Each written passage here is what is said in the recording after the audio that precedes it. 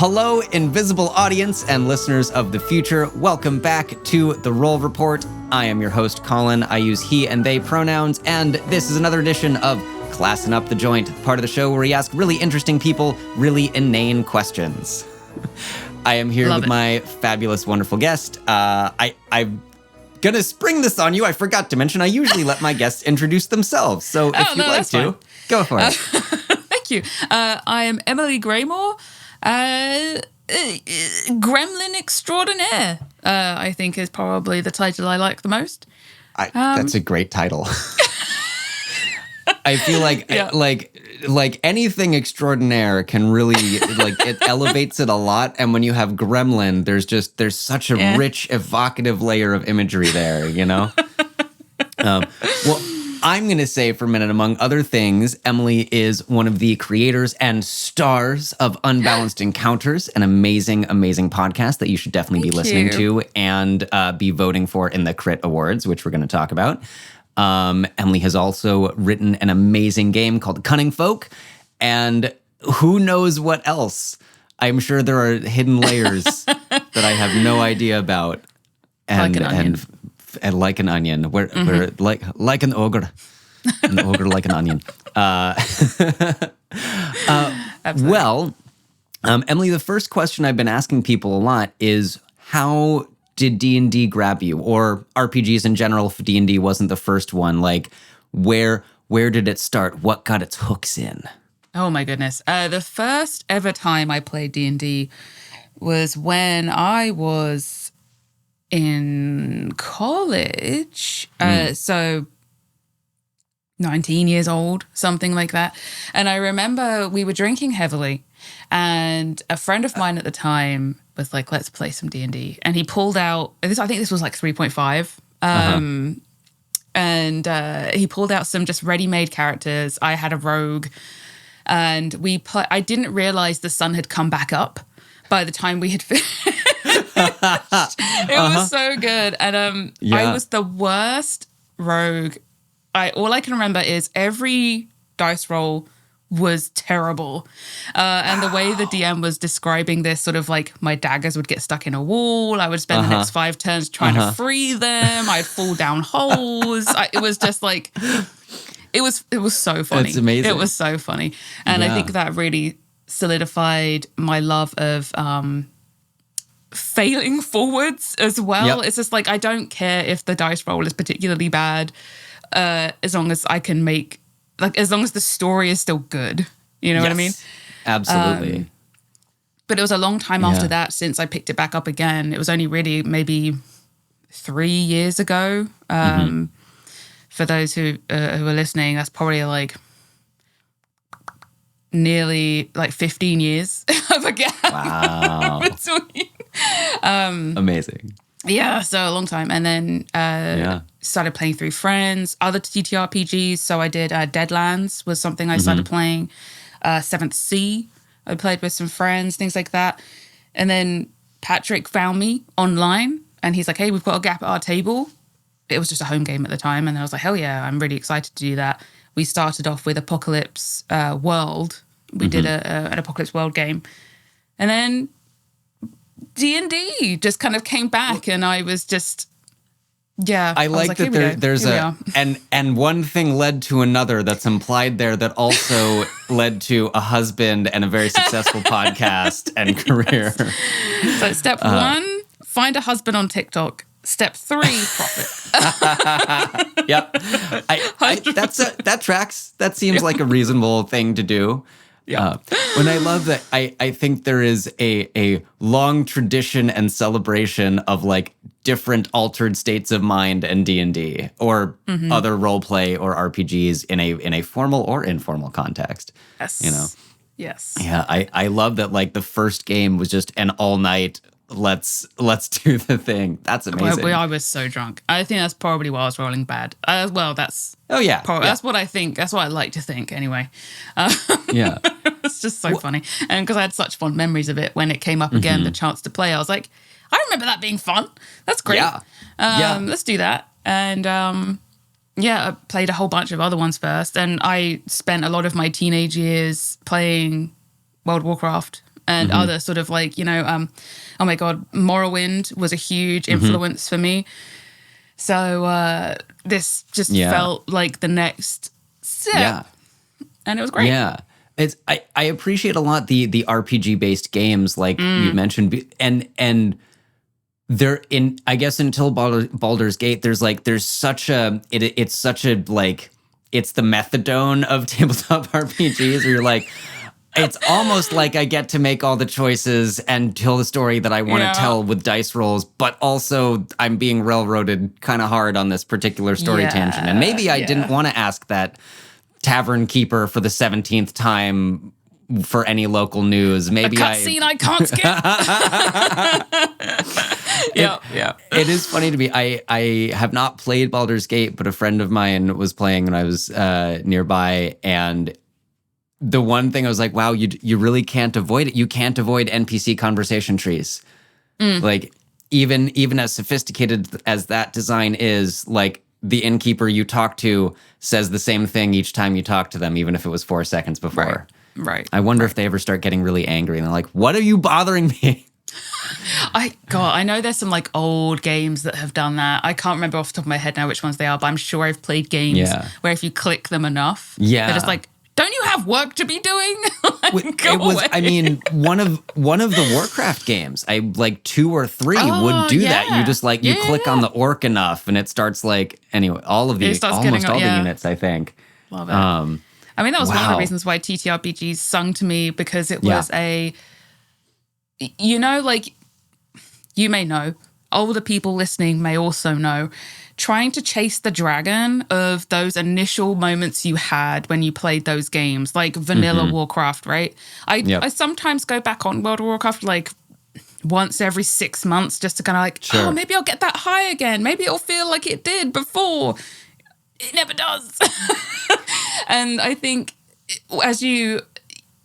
TTRPGs offer a really great space where you can make the game you want. So instead of like going to like an MMORPG or any other game where you're like, oh, this would be great if only it had this, or this would be great, but you can just make that in a TTRPG. You can make it exactly what you want. And I think that's what really cool to me about those games, because it's everything that I was like, I wish the PC games were, Yes. So, yeah. Absolutely. Well, and instead of, I think I learned, it took me a little while, but I eventually learned that when you're playing with other people, you can chase the dragon of the cathartic moments that you've had in the last game. Yeah. And it's kind of fruitless because instead it's allowing each new game, each new table group of people to create its own catharsis and create your own new storytelling moment. So it'll never be the same, but it will also never be replicated, and you'll always get something new. Yeah. I think that's right. I think you're right in that, like, you'll never have the same experience again, which almost takes away that need to sort of replicate. You're kind of, instead you want to create something new. And I think that's a different mindset when you're playing TTRPGs and playing with friends in that way. Yeah. But it is, I'm going to equate it to the beauty of live performance. Everyone is unique. Every table you're at, every game you play, each campaign, each session within the campaign. Every edgelord is different. Even if they look the same on the outside. They might all have the asymmetrical swooping dark hair that covers one eye, but the hood, everything, that one's actually a celestial warlock. This one's parents are still alive, in fact. And this one actually was well treated, had a totally happy, normal upbringing, just is really edgy. It's like those teenagers, like, listen, I grew up in the emo era, right? Those ones who, you don't understand me, Mom. And they like slam the door and they have like this perfect life and perfect everything. And they have everything they could possibly want. Yeah. And still you just something about wearing black and eyeliner and being edgy just calls to you. 100%. Absolutely. Yeah. Well, I feel like, let's see. I feel like I just want to get right to the questions, to the important questions. Because I'm curious. I've been listening to Unbalanced Encounters long enough that I'm just like, I need to know. If you want Emily. some spoilers, just slip me a 20. No, I'm trying to catch up. I'm trying to catch up. I'm almost how done far with are Lizard. you, just so I don't say anything by accident? I am how far are you done through? with. Just finished Lizard King. I am in the second of the interludes of in between that and the next arc. Arc 4 is a fucking trip. So, Well, I do know a couple spoilers because your Discord server does not always spoiler its text, and I cannot help myself sometimes. yeah, fair So enough. I am really excited to get to I think it's 12 episodes from where I am now. It's gonna be so good. And yeah. So yes, leaving tell me that everything. alone for a moment. No, go on. What is your favorite character class? Character class. Woof. Or classes? We accept multiple mean, answers. Honestly, Ranger. I know I play Wow. a Ranger in Unbalanced Encounters. I've also played a Ranger in at least one of the bonus arcs as well. Because Swarm Keeper Ranger, I mean, come on.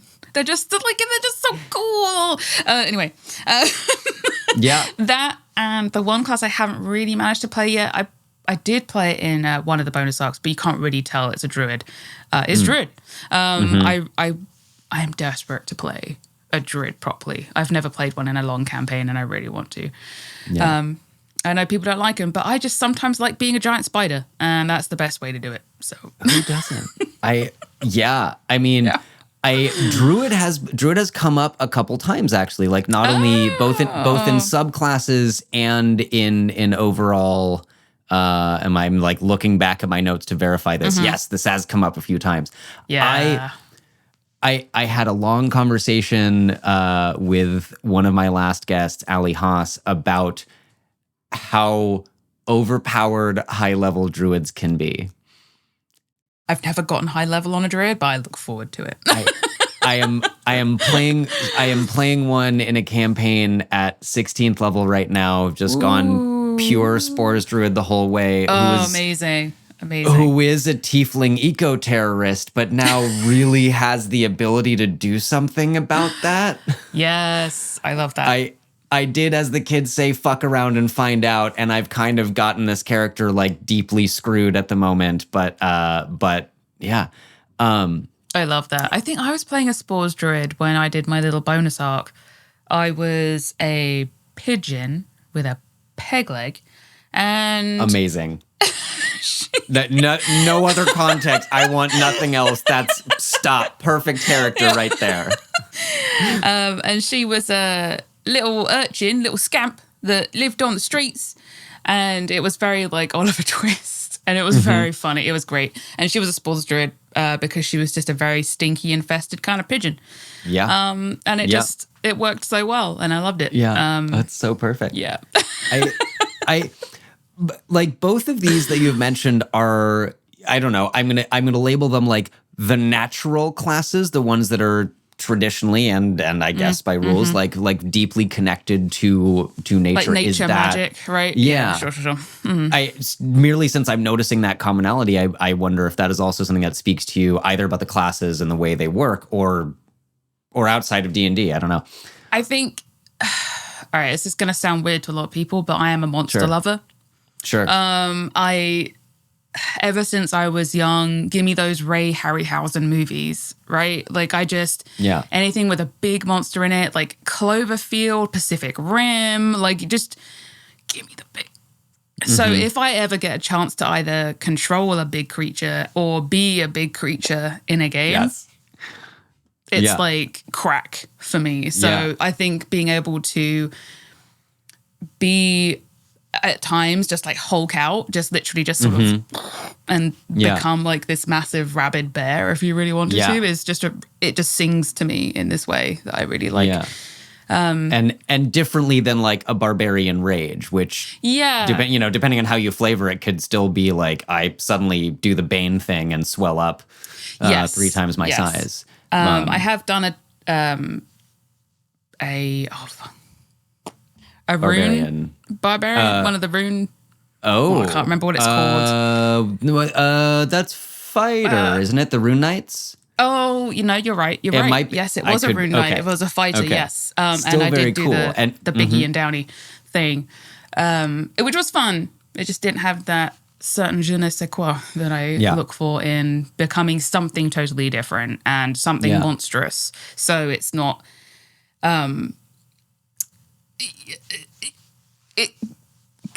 you know what I mean? I can't even speak. I'm just so excited by the concept. Yeah, totally. Yes. So yeah, I like it, and it gives me a chance to be something that isn't,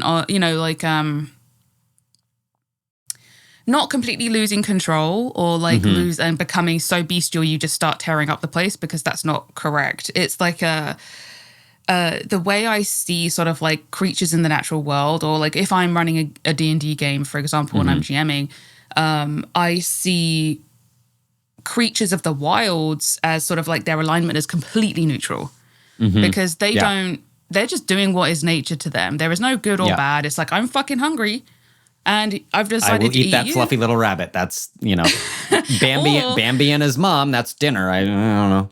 Right. Yeah. Or you see something huge, it's going to look at you and go, you're not really worth my time. You mean nothing to me. I'm just going to keep on walking. So having like the idea of a large creature looking at an adventuring party, and instead of the kind of classic, it just starts attacking you because you're there. It's would I just necessarily like attack a rabbit that was walking past me? Probably not. Yeah. So or an ant, honestly, in some of the scales, and like ancient and large dragons, and like exactly, I don't know, if we want to take the most ridiculous example, a Tarrasque. Why does it care about anything? It should just go off into the jungle and like snack on trees for 1,000,000 years, Right. It's like, I'm just gonna live in the dirt and chill out, because what are you to me? You're an annoying fly. Go away. So yeah, I like that kind of pulling on that whole sort of like, this is just the way that it is, sort of side of nature. Anyway, I like that. Yeah. I like that. Yeah. Well, and I think I had half of a thought, and where did it go? Nope, it's gone. It's just gone. It's fine. It's all right. I was wondering, I wanted to ask, I guess, about the build for Saphra Harissa on Unbalanced Encounters. Since we're speaking of rangers for a moment. Sure. And so, because something I've said a lot is, not a lot, I guess the last couple times when we've talked about rangers, I have become much more affectionate of them. But in my opinion, they need a DM who's willing to kind of work with you and a campaign. I find them less satisfying in one-shots, but more satisfying when you get the ability to deploy their full toolkit. Yeah. And thus, as I've said, like a DM who can like give you some clues about what favored terrain and foe might actually be helpful. And so I guess that is kind of an open-ended, how have you been able to build Harissa, and have you done so in collaboration with Patrick? Yes. Patrick being the DM for Unbalanced Encounters. Yes. And my husband. One's obviously much more important. The GM is the more important one, yeah. So with Harissa, we talked about favored terrain, and it was something that we knew we were going to be in all kinds of biomes. We had no idea where we were going to be, where we would stay. If we picked one, it wouldn't be useful necessarily in a couple episodes' time. So there is, from what I understand, Tasha's... the Cauldron of Everything. Cauldron of Everything has alternative rules for that. So instead of picking a favored terrain, we basically gave myself another feat instead. So you can basically... Rangers don't need to have a favored terrain.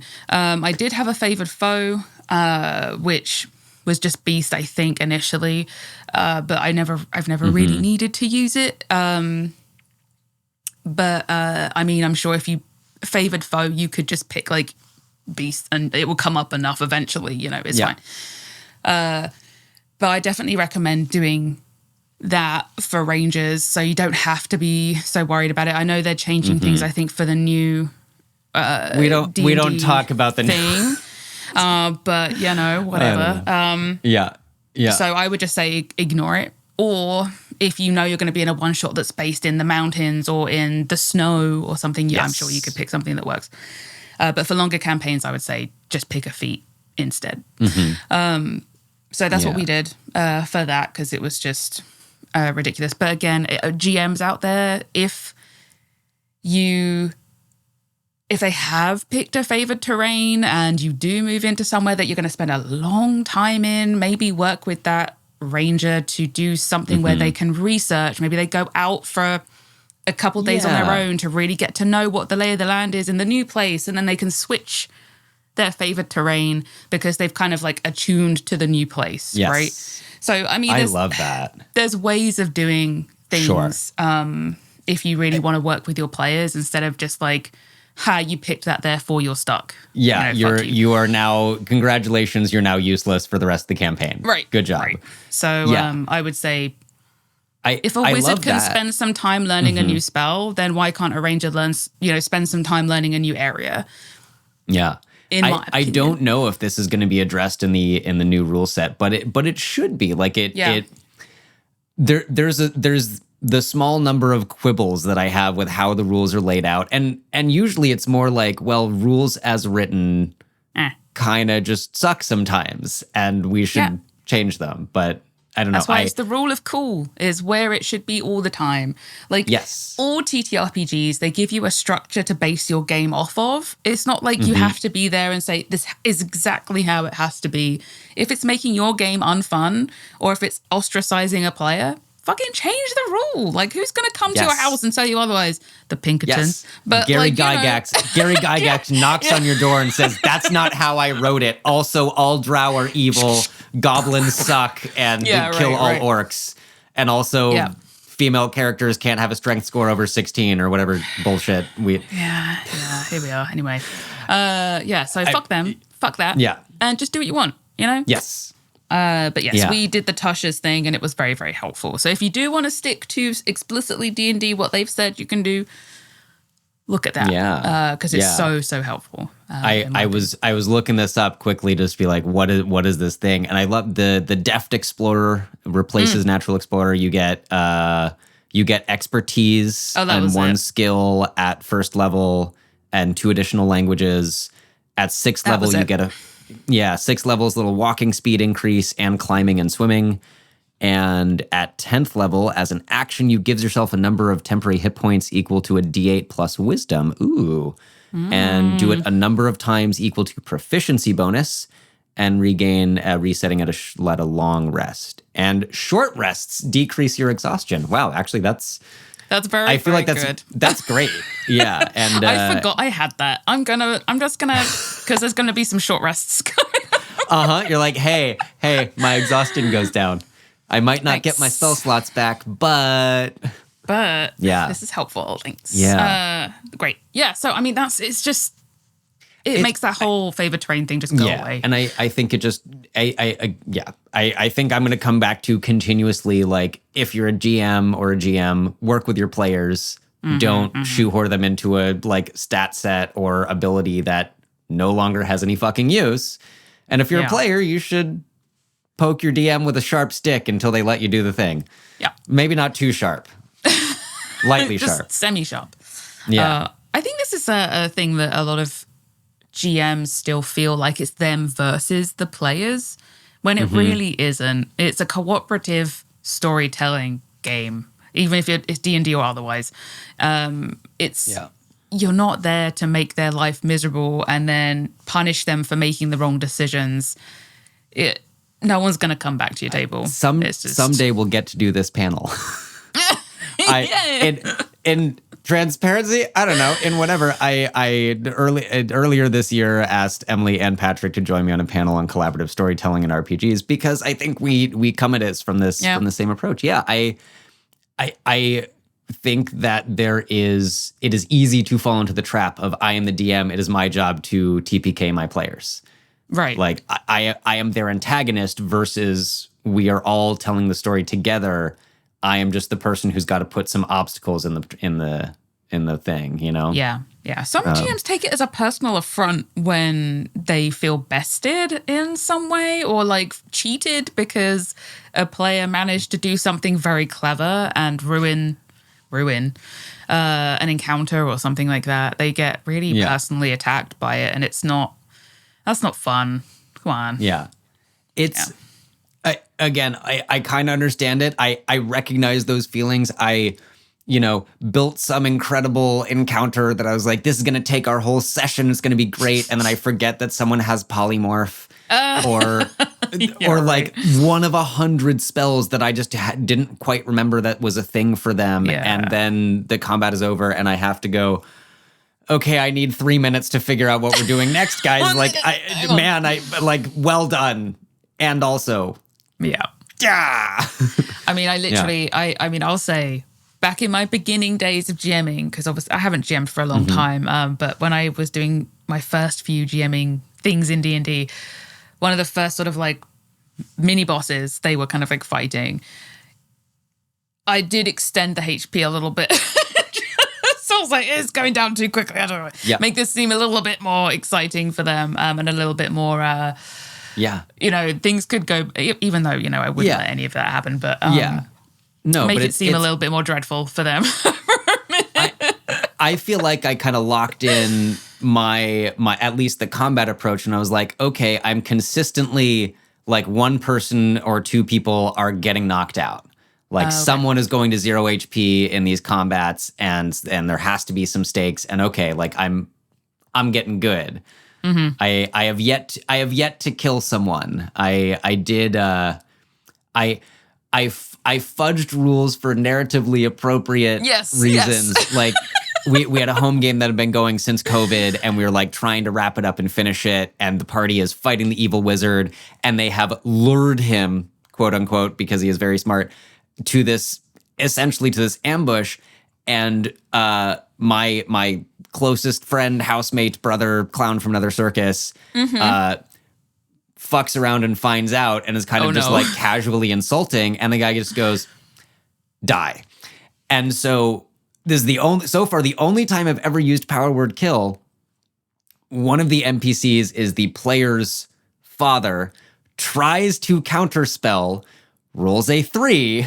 Oh no. And fails. And that was the end of that session. The end of that session is like the face, not even the face, just the person who does the talking for the party should have died. And I was like, no, you are at 0. We will bring you back next time, because to just eliminate you from the fight and hand you an NPC is like, why would I do that? Yeah. Yeah. I've never used power word kill. I've had it on me a few times, but I've never used it. So there's always time. There's always time, right? It's one of the things that it is the DM cheat, right? It is I would say very similar to like quietly raising the HP of your monster behind the screen when it needs to be. And I don't like that it's as written, just the player dies. And you can't say or do anything about it if you fail a counterspell. Like you're just, it feels like a cheap way to remove a player's piece from the board unless there is a narratively satisfying and dramatic reason to do so. Sure. But I will say in both of those cases that's happened to me, it was narratively satisfying. So perfect. I'm not upset about it. And I wouldn't be in those cases. I'm a little more upset when it just like, I think there's a oddly high percentage of, high level or high CR monsters that have it if they're a caster. And it seems like it's too many. I don't know. Yeah, I agree. I have opinions. Yeah, I agree. I think it's a lot. And I think it's so important because character death in a lot of games is inevitable. It's could happen at any time unless you've had a session 0 and you're like, I don't want to do that. So I think it's really important for not just the GM, but like the table at large to make sure when someone does probably die, make it mean something. Make it worth that death, make their sacrifice mean something, because then the character won't feel like, oh, that was shit. I died by tripping over something. Like, it just feels like really dumb. So if someone's I said I wanted to leap off a flying broom and tackle the thing, and you made me roll an athletics check, and I rolled a 7 and fell down a well. Right. No one wants to die because of like a 2. So it sucks. So at least make it amazing when they do die, in my opinion. Yeah. Give him something epic. I do love, a while back I interviewed Dennis Fleming about Sagas, the new setting and genre agnostic system that he developed with a number of people. And the thing that I'm going to mention is this cool mechanic called the last stand, where if your hit points are all gone, if you are going to die, you can do this thing where basically, I'm going to have to remember the rules. You have to have a narratively satisfying reason, but you get to do your blaze of glory. Where you might normally die, you can kind of activate this thing, and you're definitely going to die, but you get to do that last really epic thing before you do. Yeah, that's cool. I think that, it'd be a great new homebrew idea for D&D. There it is. Last Stand. I like that a lot. Okay. That's cool. So drilling a little deeper, I'm gonna move to the next super important question. Sure. Favorite subclasses. Class or classes. I always seems like there's almost always more than one, but actually that's not entirely true. There's been one a couple times. Honestly, I think a Swarm Keeper Ranger is my favorite subclass, just because there's so much imaginary shenanigans. Like you can flavor that or skin that in so many ways that make it so fun. I just love it. I love it. I just think it's really fun. I'll always go for flavor and skinning over mechanics of a class. And if I can see a subclass that has so much potential in ways of like, I could skin this in a million ways and it will still be fun, that's the one for me. Yeah. 100%. I love it. I think it's great. I want a maniacal baker who has loads of little gingerbread men. Like, that'd be so great. There's a little swarm. Yes. Wow. Now I just want that character to exist. Someone internet make us a swarm keeper who is a baker with a swarm of tiny gingerbread men. They can have like proficiency in like cooking utensils or like whatever it is. It'll be great. Wow. I mean, it's so good. Oh wow. Yeah. No, it's so perfect. And like oddly and you so can just bake horrifying more when they like run out. So I'm just imagining this like little horde of gingerbread men running after me, and like it's pretty terrifying. I don't know. You can just like he spends time sort of like just drawing on or icing on like really mean faces and stuff to like. Yep. Yeah, that'd be so good. Well, and what is it, the voice of the gingerbread man from Shrek or something? Yeah. It's really, really high, but I'm gonna murder you. I've got my nice little gingerbread knife. Hee hee. It'd be so perfect. It'd be great. It would be, yeah. I mean, there it is. Just one of many ways you could have ridiculous little things. You could have a little old lady who has an army of dust bunnies. Ooh. Also good. That just like run and like smother people with all like dust and that'd be great. You could flavor that. That'd be very fun. I see your dust bunnies, and I'm gonna raise you the little old lady with like hand crocheted tiny objects of various types. Like the little yarn ball cats and various animals. Yep, I love it. So of course she's got like 2 daggers flavored as knitting needles that are like exactly right. See the possibilities. Wow. Amazing. And obviously there's like the classic, like you'd have an apiarist who has like a swarm of bees. You could have like someone who has this is disgusting. So if you don't like this, then turn off now. Absolutely here for it. A host. So like he has like egg sacs of spiders and stuff on his like back. He's been like infected with like spiders who've laid their eggs and that in him. And then occasionally all the baby spiders are like So if you want to play a horror game with a Swarm Keeper Ranger, there you go. Oh, God. It's so horrible. I love it. It's so itchy all the time. Right? Yeah. Okay. There it is. All right. So the handbook suggests a D4, rolling a D4 for your swarm appearance. Okay, playful pixies. Let's something horrible with playful pixies as the thing. Okay. My head immediately goes to the tooth fairies from Hellboy. Oh, if you remember those, and they just like eat your bones. They eat all of your bones. Yeah, that's what my immediately goes to tooth fairies. Yeah, not playful at all. Definitely like horrifying and creepy. Well, they could play with your bones, you know. They're very playful. Just what they play with and how we don't talk about that. They so use much. your teeth as like craps, you know, like.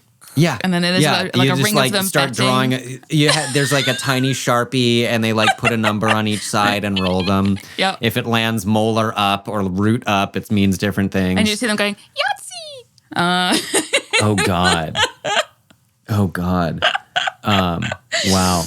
Okay, so something I haven't done in a minute, but I'm going to because I haven't looked at a Swarm Keeper in a while. Is like do the fast, like what are the things that they do? Right. So all the fun things about Rangers. We love Rangers. We love Rangers. We didn't used to. Yes. Love them. Okay, your swarm. You have a gathered swarm on each of you. Once on each of your turns, it can assist you after you hit a creature with an attack. It can do an extra D6 of piercing damage. Horrifying. Stab someone and the swarm just starts sucking blood out of it.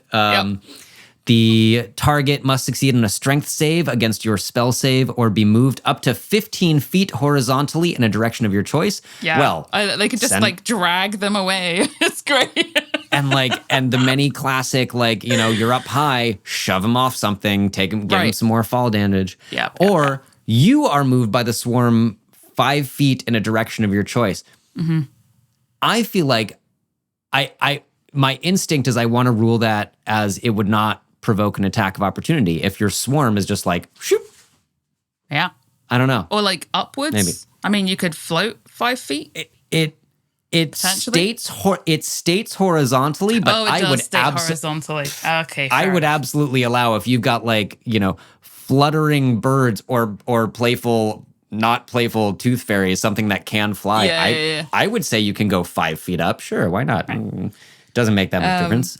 I know. I don't know if it's technically allowed, but I know in previous games, my GM has been very, very lenient and has allowed me to use them like a mage hand. So I don't know if that's actually allowed. You can? I mean, okay, great. I would say I would allow it because it's amazing. Your Swarm Keeper magic, you learn Mage Hand if you don't know it, and when you cast it, it takes the form of your nature spirits. That's it. So I wasn't being too cheeky. It was actually you were not. Great. And you get couple cool ranger spells that don't count against your levels, Fairy Fire and Mage Hand, Web, Gaseous Form, Arcane Eye, and then Insect Plague if you take it all the way to 17th level. Amazing. Very cool. Yeah, I love that. At 7th level, your swarm condenses into a focused mass that gives you a flying speed of 10 feet and hovering. Great. Lasts for a minute. Mm-hmm. Yeah. See, it's just so OP. And I love it. It's just so good. We're not even done. There's two. It's like at 11th level, the swarm damage increases to a D8. If a creature fails its save against being moved horizontally, you can also knock it prone. And when you have it move you get half cover until the start of your next turn. Oh, amazing. There you go. Amazing.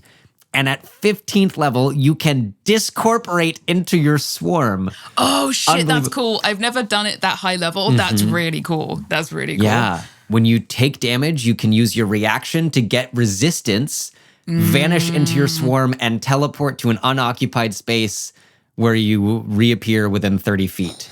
And proficiency bonus resets on a long rest. That's so cool.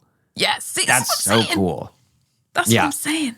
Yeah. Just imagine the little old lady just collapsing into some yarn, just and then being re-knitted. And like the yarn ball just skitters across the ground and then explodes into a whole thing. Or it's like I'm thinking about the I want to say classic, but like the semi-common illustrations of like a yarn ball with just cat ears and one paw and one eye, like kind of sticking out of various pieces. That's cute. Wow. Oh man. Well, yeah. That's really cool. And yeah, I mean, I can only assume we're gonna keep getting shade in comments about Rangers, and all I can say is like I don't know. I feel like we're making the point yet again that like one shots maybe not the greatest unless you were like fine tuning, but like in a campaign, it's so cool. Yes.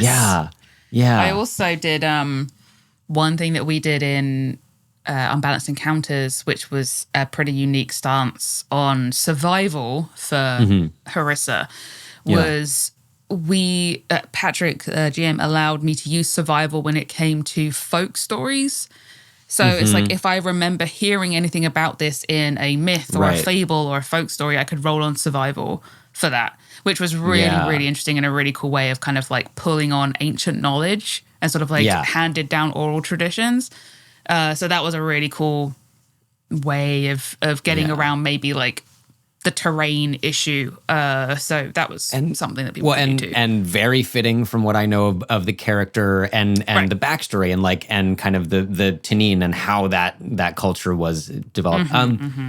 Side note, because I'm curious, like how do the players for Unbalanced Encounters, like did you all kind of get a chance to sit down with Patrick and talk about not only your character backstory, but kind of the larger story of like those people and where they came from? So in your case, like, well, here's Saphira, and also let's talk about her people and her family and where she comes from. Yeah, 100%. I had a huge amount of issues at the very beginning before we started recording anything, coming up with a character that I really resonated with. And I can't remember. We were having like dinner and he just said, "Tell me a story." And so I was like, okay. And I just told a story about a little girl who was, her people, when she was young, she was like 5 years old, and her whole sort of village was just razed to the ground, and she had to be quickly escaped because they were being hunted down and like her people are persecuted and all that kind of thing. And all she had left was a little toy that she called Mr. Spinks. And it just, that's all she had with her was this little stuffed doll, this frilled lizard ragdoll thing. And it just bloomed from there with this, whole history of these people being spread very thinly across the world, having to be nomadic because they were trying to get away from the things that are happening to them, still being persecuted. And it just, throughout the campaign, we just built on that idea, and it's come to a head now. Yeah. Which you'll see at the end of Arc 4, which you're about to do. I'm close. We've also done a 3-part backstory for the Tanin. For the people, we had the wonderful Sadie Parsley and the Nick Plaisance do, with myself, play characters from the fall of the Tanin, basically. Yeah. So everyone gets to see how that happened and how much it impacted the story we're telling now. It's like, people are like, oh my God, everything makes so much sense. Yeah. So you'll get to that. That's in the, we've put that in the main feed with everything else because it's so important for everyone to hear. Yeah. So that's there and that's out. We had the last episode air yesterday. Wow! So wait, final of Rally has just no. The final is that 3-part of that aired yesterday. Okay. It's like, we should get the end of Rally, the end of the whole thing at the end of the year, so just before Christmas. We should have that all done. Okay. Yeah. Okay. Which is crazy to think about. It's been like 2.5 years. I mean, this is, I wrapped up a 3.5 year game last December, and we made it from level 1 to 10. And that was, we were good about doing twice a month almost the entire run, except for like moving things around. But that's basically what we've been doing every 2 weeks, roughly. Sometimes we'll have to record in like weirder positions, like you said. But I don't know. I love that being the origin story, both for Saphira and for the Tanin as a whole. Like what? Yeah, I don't know. That is endlessly charming and wonderful, and like I feel so happy I get to know that now. Oh, Yay. yeah. Literally it was random, and because obviously the Drake Warden doesn't start with their Drake at the beginning, we had to think about how he would suddenly get Spinks and how he would level up and evolve into his like, you know, Charmander to like Charizard. I mean, like, and as always, you know, the mount like sidekick person is the favorite character, and if anything ever happened to them, like, you know, the fans would revolt and murder Patrick. There was a lot of upset at various points in the campaign. Yes. But I've passed one of them. The second time I was like, okay, we're second time everyone says fine. You know? Sure, he'll be back. Yeah. He'll be back. He's fine. He'll hang out in the between world with the god who he doesn't trust, and everything. He's will be in his Pokeball. It's okay. Yeah, it's all right. It was so funny. Yeah. We were talking about when that comes up, who's going to voice Spinks? Is Patrick going to be, you know, have him as like another NPC kind of thing, or should I do it? And I was like, I'll do it. And the only reason I said I would do it is because Spinks was supposed to be like Saphira's inner child. Yeah. Because Saphira was such an edgelord at the beginning. Oh, yeah. We needed a way to like have her be able to open up and be able to be more expressive without being untrue to who she was. So basically I decided Spinks would be a great Tourette's like thing for her. So he would say all the things that she would never dare, and he's just like unfiltered. He just like, this is what I love, this is who I am. And Harissa is just like, how dare you? Yeah. Absolutely not. I mean, I think that is very interesting to view it in that lens, and also consider familiars and other things where they may or may not have a voice depending on what creature they are, stat block and DM, but like, does the player know what this thing is better? Is it? I think Drake Warden is an interesting one because it does seem both rules as written and however you're going to flavor it. This is a thing that really seems like this is some piece of the character. And I might argue, well, in this moment, I am going to argue that having the DM voice that is not inappropriate, but I think denying the player a chance, you know, as you have done with Mr. Spinks and Saphira, to really promote character growth from within. Yeah, 100%. You know, the 100%. DM can force it a little bit, but I'm just trying to imagine this with Patrick. It just wouldn't be the same. Yeah, even if you were like, so I think that Mr. Spinks is kind of this inner child, this agent of chaos in a good way. Here's the thing. This is the childhood she lost. There's no way that a DM would play it as the player would and would know from that deeper intuitive level, like, no, Saphira's inner child would do this. Yeah. I never got the chance to wear a giant pink frilly dress to an elaborate ball. I am going to. 100%. Meanwhile, Saphira's like, everything in black, please. Just nice black. Leather, black, absolutely nothing. I don't want to wear makeup. Don't talk to me. Yes, 100%. And I think if Patrick was voicing Spinks, I feel like there would be an element of my agency that had been taken away there. And I think that's a conversation that people should have if they have familiars, or if it's like a ranger with a pet or whatever it is. Even if they don't speak, being able to be the ones who control their manners or like how they react to a situation. I mean, obviously dice rolls are dice rolls, and if they get feared, whatever. But sure. I honestly think more players should say, hey, actually, I want to be the one that's in control of this familiar. I want to be like, this is my familiar. I want to be the one that is dictating how they react with me, how they react with the world. It doesn't need to have a voice. I think so. One of the things that just has been commented that I've noticed is that players that don't necessarily come from a performing background might be like, it's hard enough for me to think about one voice and my character. Sure. But, your familiar technically doesn't have a voice depending on what it is, you know? Yeah. It could just be, you can cocks its head to the side, or like it perches, it reacts nuzzles. protectively, or it comes to support you versus like the DM saying actually it would run away or something like that. I don't know. But I feel like it's an element of agency there that the players could have back for that kind of thing. For sure. I'm not saying people have to voice two completely separate characters like I do and have conversations with yourself on the regular like I have to do.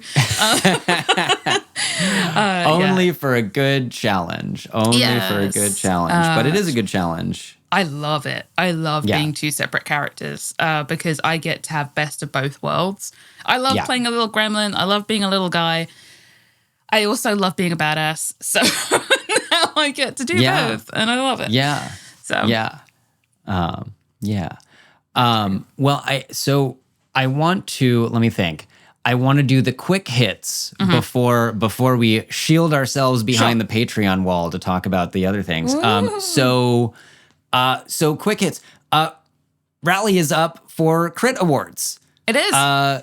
Which is awesome. And I don't remember the 3 or 4. Only 2. Only 2. Only 2. Goodness, Only 2 in the final one. Okay. So, I mean, I'd love like 4. Right. Yeah. So you are up for best TTRPG player, right? Did I get the? It is a specific award. I got best D&D player is what I've been nominated for. Okay. Because they've got different ones for different TTRPGs. And then Unbalanced Encounters itself has been nominated for best use of safety tools in a podcast, I think. Or I don't know what the kind of like caveat is on that, but best use of safety tools is what they've been nominated for, which is very exciting, which was Spinx's death the first time was the reason we gave for that, because it was I had just lost a member of my family very recently before we recorded that session. Oh. Wow. It was a lot. Okay. So we'd had the conversation prior. I knew he was going to die. I knew that was coming. It wasn't a shock to me. Yeah. But when it happened, and God bless Craig, when he was role-playing, sort of like holding his little hand while he was dying, very sort of like Spider-Man, like Tom Holland being like, I don't want to go. And it was very sad. And like, I couldn't handle it because everything that was happening in my personal life, just kind of like, it was a lot. So we decided to leave in the episode me needing to take a break, me sort of being like, I have to step away. This is too much, and then, Patrick kind of like doing the sort of like, hey, we paused here. This is why we needed to have a break. Because we could have easily have just edited all of that out and we could have just pretended I was very professional or went on as normal. But we thought it was important to show that, hey, even in professional podcasts, people need breaks. People need to put up the red card, and people's like veils and lines will change even when they don't expect them to or aren't anticipating them to. And it's an ongoing conversation between 100%. between everyone at the table. Like DM should be aware of it and may or may not need to be the voice of authority, but I think it's important that everyone has those check-ins and is aware on some level. Yeah. And, for players to have a safe space where they're, because I love all 100%. Of the people I play with. My team are amazing. And to know that I could have done that without judgment or scrutiny is amazing. I'm very lucky to have the table that I do, for sure. Yeah. Well, and, I mean... To me, honestly, I think these 2 awards, I would put them as very related. And I've been listening to the show for a while now, and I think I don't think the moment of Spinx dying the first time would have landed as well and needed. Need is not the right word, but I am giving a compliment to you as a performer and a player, and also to your table for both supporting you in this moment and creating that opportunity for you, because no opportunity like that exists in a vacuum. 100%. Yeah. I completely agree. They're an incredible bunch, and I mean, we wouldn't. I don't feel like I would get that sort of like you said, the D&D player nomination if I didn't have incredible scene partners and performers alongside me that I can yes and with, Yeah. So they're a great bunch of yes-anders, and I fucking love it. It's so good. Like, the craziness that happens is all because fucking Craig is so willing to be like, yeah, let's just fucking roll. I mean, and Patrick, So to be good. fair to him, it's just like, 100%. yeah, you fucking maniacs, I guess. Let's do the thing. Whatever, you know. He puts a lot up. Yeah. He puts up a lot with our shenanigans. I would say.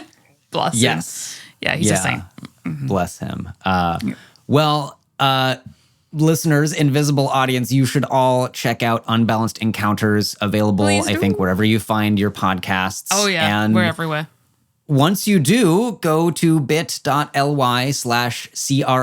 awards and vote for Emily for Best D&D Player, and vote for the show for using amazing safety tools, because I don't know, I listen to a lot of podcasts and I don't think I've ever heard another moment at all similar. I don't know what the competition is, but I can't imagine it's as good. I'm going to make that assumption. Thank you. Yes. No, that'd be amazing. Anyone who is nominated deserves to win. I definitely appreciate anyone who wants to support me as well, and the show. That's amazing. So thank you. Yeah. In advance. And now, if you want to hear all the cool spoilery details and everything else, go to patreon.com/The Roll Report and support us. You will get access to all of our full-length interviews. I'll see you there. And we'll see you there. Mwahaha. I know, right?